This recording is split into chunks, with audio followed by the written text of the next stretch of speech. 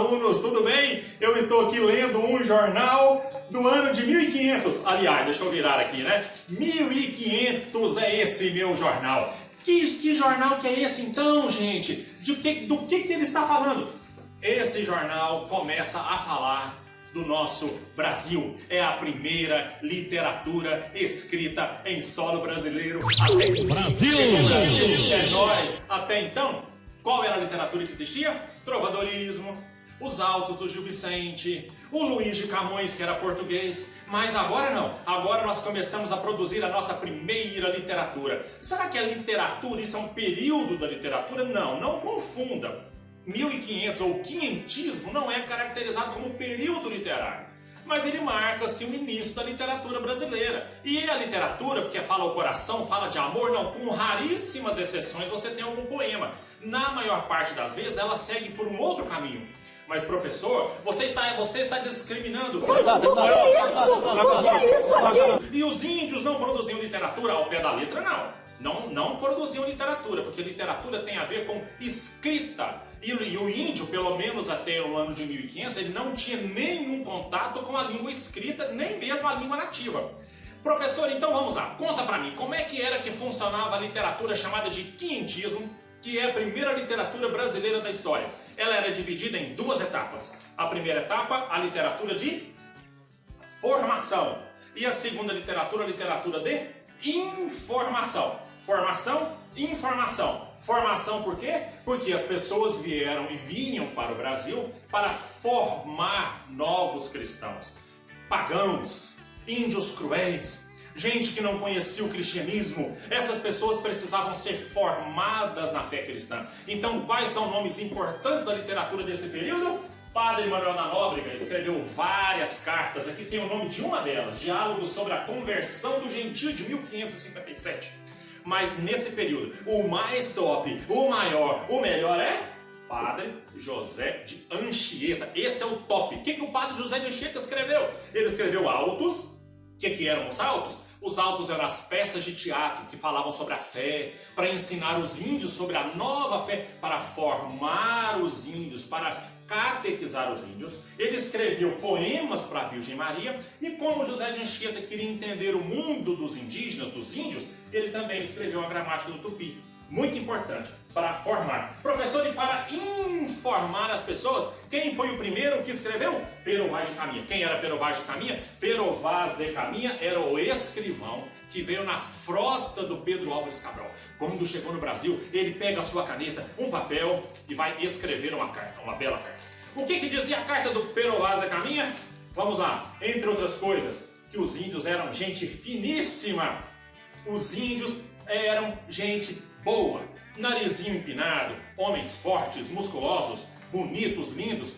As índias, ele escreveu por várias vezes sobre a vergonha da Índia, sobre a nudez da Índia. É nóis, Brasil! Eu falei que era Brasil, já estava de olho no Brasil. Pero Vaz de Caminha. O que mais que ele fala? Ele fala que no Brasil tudo que se planta iria dar, iria produzir. Ele fala das belezas, ele fala das águas.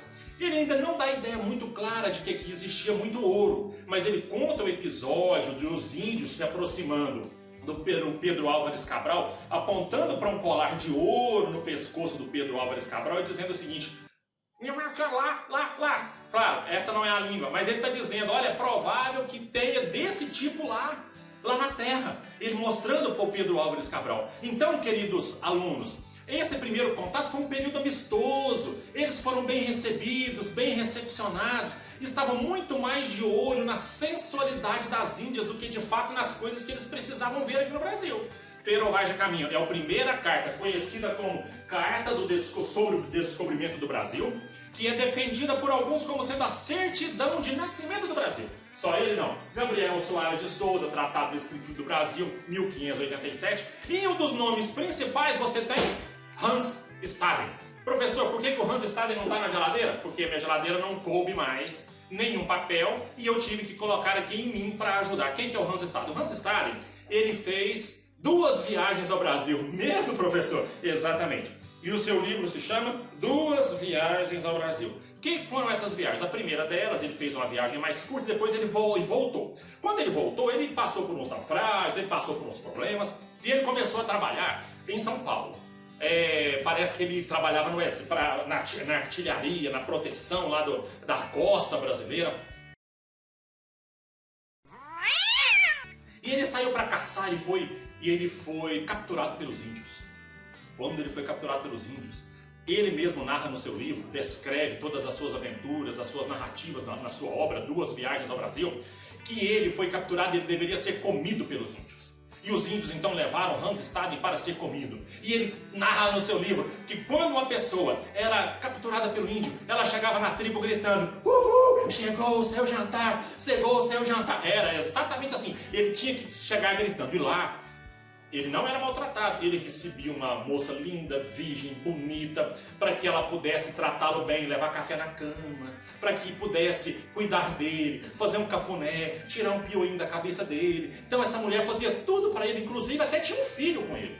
Até que chegava o dia desse homem capturado ser morto. Ele era amarrado na cintura não para fugir, porque ninguém fugia. Ele fugia. O Hans Staden era meio balandrão. Mas os índios capturados pelas outras tribos, ele não fugiria jamais. E aí, quando ele estava amarrado, vinha um cacique, batia com um pedaço de pau na cabeça, o sangue escorria, as mulheres mais velhas corriam, pegavam com a vasilhinha o sangue, dava para todo mundo beber o sangue, para que eles pudessem ficar fortes. Tudo isso por causa de vingança e briga entre as tribos. E depois aquele homem ele era colocado na água quente para ser ferventado, para que ele possa ser cozido. Inclusive, meninos do céu, era colocado um pedaço de pau nas regiões mais baixas para que os seus excrementos não vazassem na água. Exatamente. E aí depois tirava da parte do cozimento e levava para a churrasqueira. Na churrasqueira, a gordurinha pingando na gordura, no carvão. E ali, assim que ele estivesse bem assadinho, a tribo toda se reunia para comer a carne daquele indivíduo.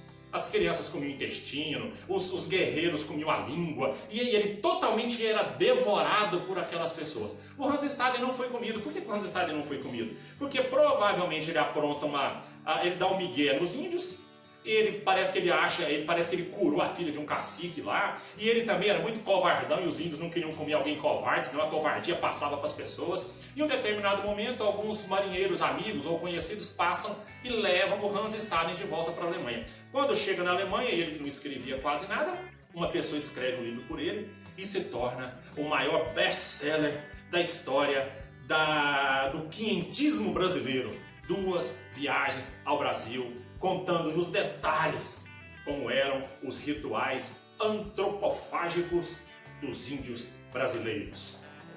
Formar novos crentes, informar sobre a nova terra. Dois conceitos importantíssimos do quinhentismo brasileiro. Beijinho, fiquem com Deus, até a próxima.